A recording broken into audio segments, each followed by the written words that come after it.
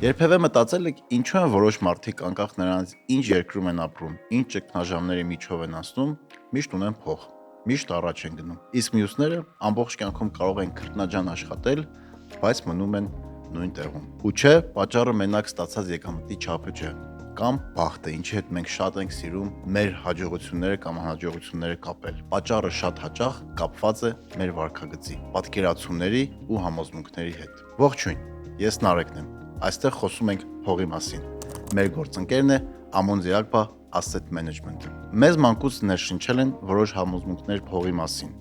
որոնք դարձել են կարծրտիպ ու դուրս չեն գալիս մեր մեջից։ Շատերը գալիս են սովետական միությունից, որը ոչ կապիտալիստական համակարգ էր։ Իսկ այսօրվա կապիտալիստական համակարգում արդիական չեն արդեն։ Հավատալով նման միֆերին, մենք ստեղծում ենք մեր համար պատնեշներ ու առանց գիտակցելու զրկում մեզ բարեկեցիկ կյանքի հասնելու շատ հնարավորություններից։ Շատերի մոտ դրանք առաջացնում են վախեր, տագնապներ, որոշների մոտ ֆինանսական հետընթաց։ Եկեք այսօր խոսենք 10 միֆերի մասին, որոնք հաճախ հանդիպում են մեր իրականությունում ու հասկանանք ինչպես ազատվել դրանցից ու տնօրինել մեր փողը, ավելի ազատ ու ապահով ապագա ստեղծելու համար։ Ցանկացած միֆի մեջ իրականության ինչ-որ կոմպոնենտ կա։ Դրանք առաջանում են մեկ օրինակի կամ ինչ-որ ճշմարիտ, բայց ոչ ամբողջական պատկերից։ Արդյունքում խախտվում են ճշմարիտի ու ոչ ճշմարիտի սահմանները, սովորաբար հիմնված մեկ օրինակի վրա։ Ու վտանգը հենց դրանում է։ Երբ այդ սահմանները ջնջվում են, մենք սկսում ենք միֆը ընդունել որպես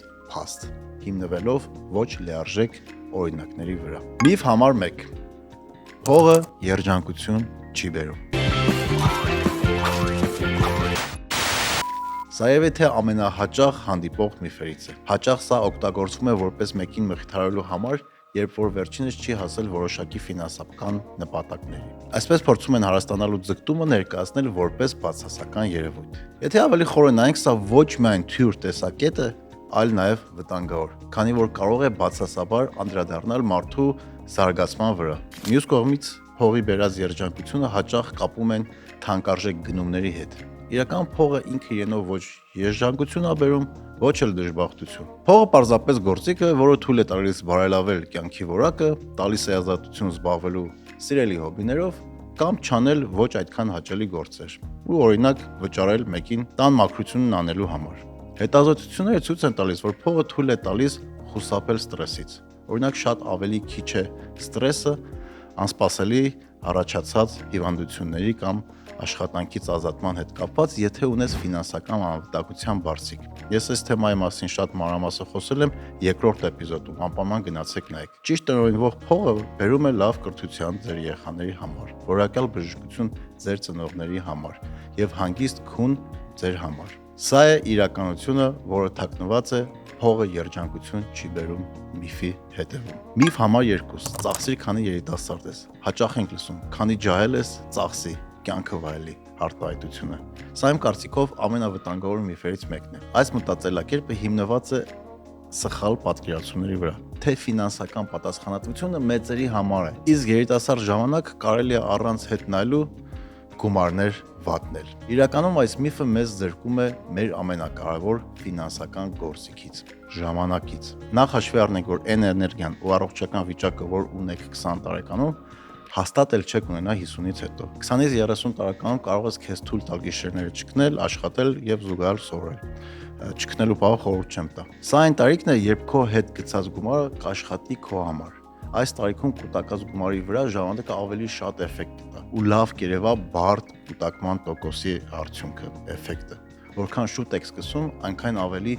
մեծ ազդեցություն ունի ժամանակը։ Օրինակ, եթե 20 տարեկանից սկսած ամեն ամիս հետ գցես 50,000 դրամ եւ շարունակես դա մինչեւ 65 տարեկանը,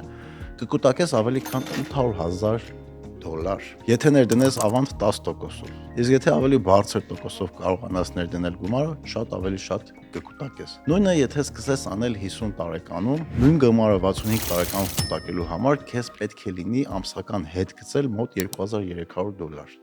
Ստացվում է համարյա 10 անգամ ավելի շատ փող պետք է ներդնես նույն արդյունքը հասնելու համար 15 տարվա ընթացքում։ 50-ից հետո պատկերը մեղմ ասած փոխում է։ Եվ եթե դու մինչև այդ չես ստեղծել ֆինանսական հիմք եթե չես սովորել կառավարել փողերդ այնպես, որ դրանք սկսեն աշխատել քո փոխարեն, դու քեզ դնում ես վտանգավոր իրավիճակի մեջ։ Դու ստիպված ես լինելու շարունակել ծանր աշխատել, նույնիսկ այն ժամանակ, երբ մարմինդ արդեն հանգիստ է պահանջում։ Երիտասարդությունը հիմքեր գցելու ամենալավ ժամանակն է, որպեսզի ձեր մնացած կյանքը լինի իրականում վայելքների, այլ ոչ թե ֆինանսական գոյատևման պայքար։ Միֆ համար 3.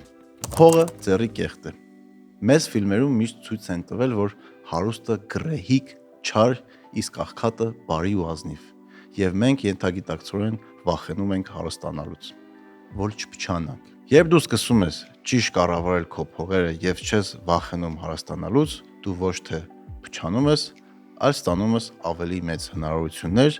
դրսևորելու քո լավ կամ վատ կողմերը։ Միայն ձեզնից է կախված դրանով կկառուցեք նորը, թե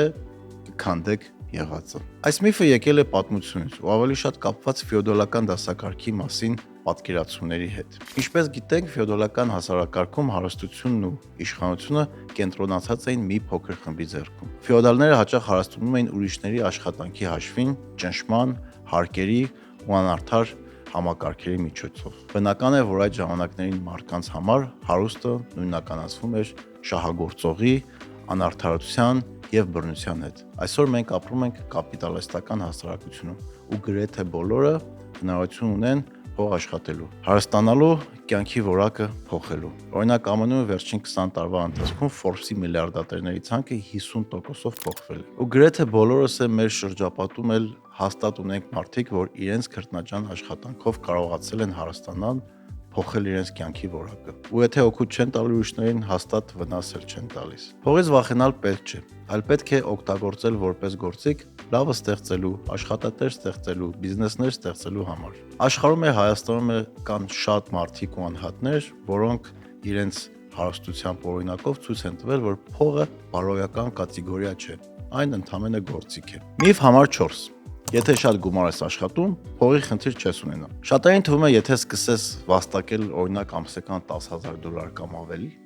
կյանքը դրախտ կդառնա, բոլոր ֆինանսական հարցերն էլ կլուծվեն։ Այս թիվները իհարկե ամեն մեկի համար ինդիվիդուալ է։ Մեկի համար դա կարող լինի $1,000, մեկի համար 10,000, մեկի համար 1 միլիոն։ Հա, բարձր եկամուտը իհարկե նպաստում է ֆինանսական բարեկեցությանը ու շատ, բայց ստեղ ավելի կարևորը այդ եկամուտը ճիշտ տնօրինելը։ Վերջին հետազոտությունները ցույց են տվել, որ Ամերիկայում $300,000 տարեկան եկամուտ ունեցող ընտանիքների 40%-ը ապրում է աշխատավարձից աշխատավարձ։ Սա ապացուցում է, որ միայն բարձր աշխատավարձը դեռ չի երաշխավորում ֆինանսական անվտանգություն։ Աշխատավարձից աշխատավարձ ապրելը կարող է պատահել ցանկացածի հետ, անկախ եկամտի չափից, եթե ծախսերի աճը, պարտքերը ու կյանքի մակարդակի աշճանական բարձրացումը գերազանցում են խնայողություններն ու ֆինանսական պլանավորումը։ Եկամտի ավելացման հետ հաճախ հանդիպում է lifestyle inflation, կենսակերպի ինֆլյացիա, երբ եկամտի աճին զուգահեռ, բայց ոչ համաչափ աճում են ցանկություններդ, ծախսերդ ու պահանջմունքներդ։ Սկսում ես գնել իրեր, որոնք քեզ պետք չեն, ստատուսի կամ տպավորություն թողնելու համար։ Բայց եկեք համաձայնվենք, որ հարստությունը որոշվում է ոչ թե նրանով, թե ինչքան ես աշխատում, քան ինչքան ես ծախսում։ Ֆինանսապես ապահով կյանք կառուցելու համար անհրաժեշտ է գիտակցված բյուջետավորում, ծախսերի կարգապահ կառավարում եւ հստակ պատկերացում այն մասին, թե ինչպես են մեր կենսակերպի ընտրությունները ազդում երկարաժամկետ կայունության վրա։ Իրական հարստությունը այն է, ինչ դու չես ծախսել։ Դրանով արել ես ճիշտ ներդրում, որ իր հերթին քեզ բերելու է նոր եկամուտ։ Միֆ համար 5. Սիրուն ասում եք ներդրումներին։ Ներդրումները մենակ հարուստների համար են։ Այս միֆը նույնպես հաճախ հանդիպողներից է։ Շատերը մտածում են, մինչև չհարստանամ, չեմ մտածի ներդրում անելու մասին, բայց իրականում եթե վերցնենք ամայի շուկան, հարուստների մեծ մասը հարստանում են հենց ներդրումներ անելու արդյունքում, ոչ թե հակառակը։ Ներդրում անելը միայն ծանոթի կամ ընկերոջ բիզնեսի մեջ ներդնելը չէ։ Այսօր կան բազմաթիվ հնարավորություններ ներդրում անելու համար։ Կարող եք ներդրում անել արդեն գործող խոշոր բաժնետիրական ընկերություններով, գնելով բաժնետոմսեր կամ պարտատոմսեր։ Կարող եք բաժնետոմս գնել նույնիսկ $10-20 ու դառնալ Amazon-ի կամ Microsoft-ի բաժնետեր։ Կարող եք ավանդ բացել,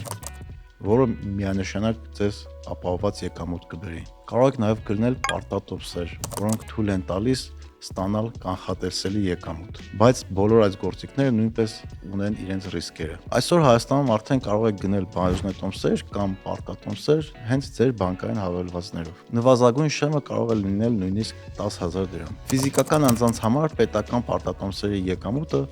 հարկվում է 0%-ով, այսինքն չի հարկվում, որն իր հերթին մեծ առավելություն է։ Ամենակարևորը այն է, որ ներդրումը պետք է սկսել հնարավորինս շուտ։ Նույնիսկ փոքր գումարները, եթե ներդրվում են ճիշտ եւ երկարաժամկետ մտածողությամբ, ժամանակի ընթացքում կարող են բավականին մեծ աճապահվել բարդ տոկոսի շնորհիվ։ Ու իհարկե չենք մոռանում, որ ցանկացած ներդրում ռիսկ է պարունակում։ Պետք չի վախենալ ներդրումներից, բայց պետք է հաշվի առնել բոլոր հնարավոր ռիսկերը։ Իսկ եթե ձեզ առաջարկում են առանց ռիսկի մեծ գումարներ աշխատել, փախեք այդտեղից։ Նման առաջարկները որպես կանոն խաբեություն են։ Միֆ համար 6. Ինչի խնայեմ, եթե մեկը համակարգը մի օր պայթելու է։ Այս միֆը հատկապես տարածվել է Սովետական միության փլուզումից հետո։ Սովետական միության փլուզումից հետո շատերը, այդ թվում իմ ընտանիքի անդամներ, իրենց խնայողությունները կորցրեցին եւ երբեք հետ չստացան։ Բոլորս էլ հաստատ ունենք ընտանիքի անդամներ, բարեկամներ, որ ունեցել են գումարներ սովետական բանկերում։ Բայց պետք է հաշվի առնել, որ դա պետական բանկեր էին, ու փլուզվեց ոչ թե բանկային համակարգը, բիզնես մթնոլորտը, այլ վերացավ պետություն։ Այսօր կապիտալիստական աշխարհում ենք ապրում, ու շատ բաներ այլ ձևով է աշխատում։ Քանի դեռ Հայաստանի Հանրապետությունը կա ու չի եղել դեֆոլտ, պետությունը երաշխավորում է ավանդների որոշակի սահմանաչափով վերադարձ։ Իհարկե պետության փլուզում միշտ էլ կարող է լինել ցանկացած պետության հետ, բայց այդ սցենարի դեպքում մենք ունենք հայրենիքի կորցնելու հարցը, որը շատ ավելի լուրջ մտածելու առիթ է։ Այս մասը մի քիչ տխուր ստացվեց, բայց դա է։ Ու եթե մենք ապրելու ենք այս լոգիկայով, ուրեմն պետք է տուն չգնել, թանկ մեքենա չգնել ու առհասարակ ապագա չպլանավորել։ Գումարները բարձի տակ պահելն ու ամեն օր վատ սցենարի սպասելը լավագույն որոշումը չէ։ Առավել ևս, որ այդ պահած գումարը օր-օրի իր արժեքը կորցնում է ինֆլյացիայի պատճառով։ Խնայողություններն ու ակտիվները, օրինակ ոսկի, անշարժ գույք, պարտատոմսեր, բաժնետոմսեր, հենց այն երաշխիքն են, որ օգնում են մեզ անցնել ճգնաժամերը առանց լուրջ ցնցումների։ Խելացի ներդրումները ճգնաժամի ժամանակ հնարավորություն են ունենում աճելու, քանի որ ճգնաժամը նաև էժան գնով լավ ակտիվներ ձեռք բերելու ժամանակ է։ Ոնց պատմության լավագույն ներդրող Ուորեն Բաֆեթն է ասում, եղեք զգուշավոր, երբ մյուսները ագահ են, եւ եղեք ագահ, երբ մյուսները զգուշավոր են։ Ճգնաժամը հարստանալու լավ հնարավորություն է, քանի որ որակյալ ակտիվները վաճառվում են զեղչով, բայց այդ հնարավորությունից օգտվելու համար դու պետք է ունենաս երկու բան՝ որոշակի ակտիվներ եւ համարձակություն։ Միֆ համար 7. Վատի դեմ ապահովագրվելով վատն ենք ձգում դեպի մեզ։ Այս միֆը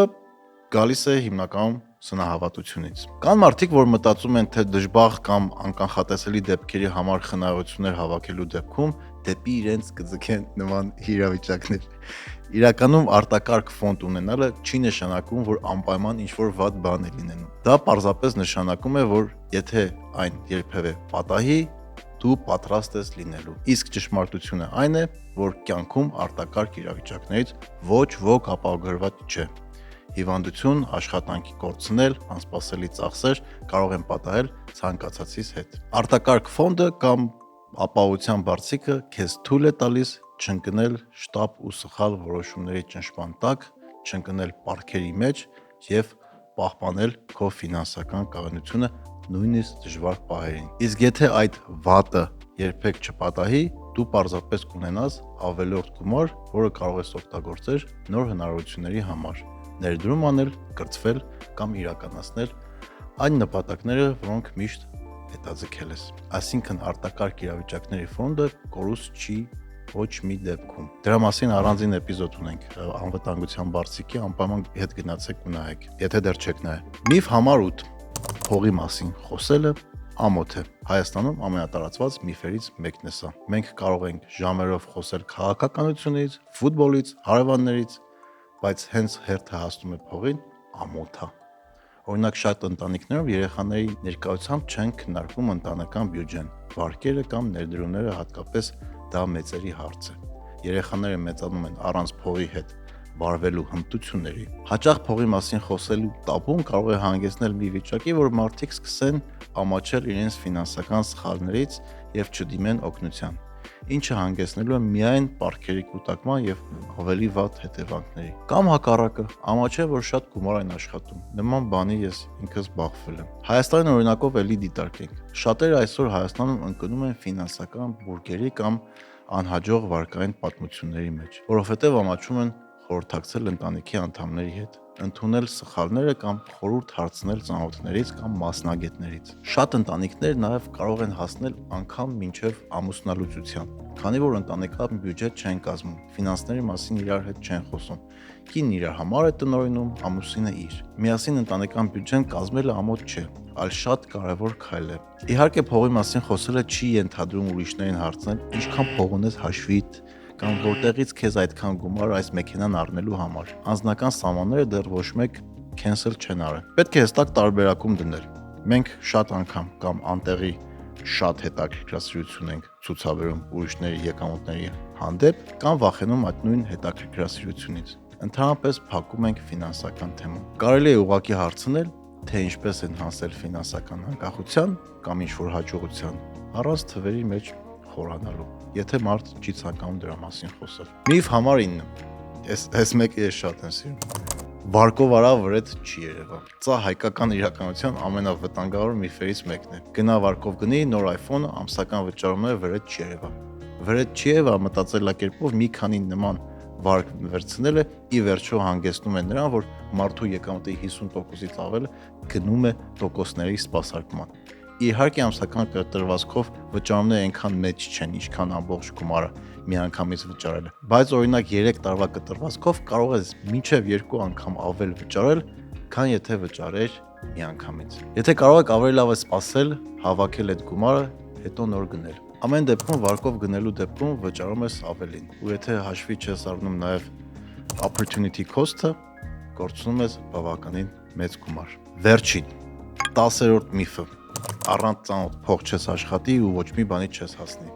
Շատերիս մոտ դեռ սա շատ տարածված է։ Իհարկե կապերն ու ծանոթությունները կարող են օգնել, բայց դրանք երբեք չեն կարող փոխարինել սեփական խելքի, աշխատասիրության եւ արժեք ստեղծելու կարողությունը։ Իրականում երկարաժամկետ հաջողության հասնող մարդկանց մեծ մասը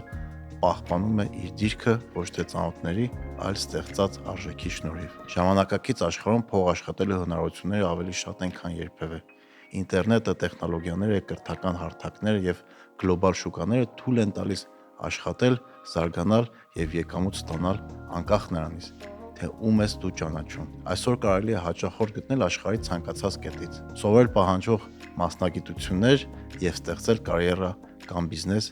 սեփական ջանքերով։ Մեկնաբանություններում գրեք, թե որ միֆն եք ավելի հաճախ լսել կամ գրեք միֆ, որի մասին դեռ չենք խոսել։ Եթե ուզում եք փոխել ձեր ֆինանսական վիճակը,